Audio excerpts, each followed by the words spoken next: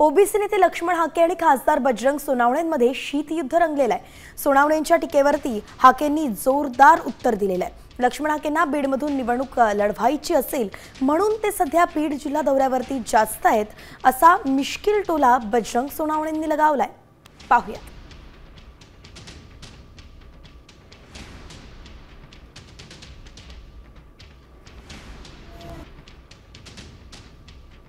कुणाचं जरी काही नसलं तरी लोकशाहीमध्ये राजकारणामध्ये काम करणाऱ्या कुठल्याही व्यक्तीला कुठेही जाऊन काय करता येते।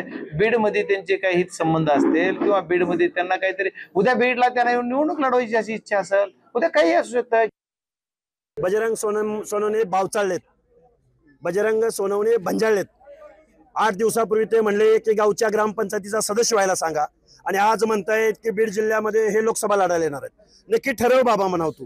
एक मेंढपाळाचं पोरग जर निवडणुकीला उभं राहिलं, तू कारखानदार, तुझा मालक शरदचंद्रजी पवार, तू जागीरदार, पण मेंढपाळाचं पोरग आहे। बाबासाहेबांना संविधानाने आम्हाला अधिकार दिलाय आणि आम्ही जर बीडमध्ये आलो तर तू काय करायचं ते ठरव। आता isakal.com आहे देशातील नंबर 1 ची मराठी न्यूज वेबसाईट। प्रत्येक अपडेटसाठी isakal.com ला नक्की भेट द्या।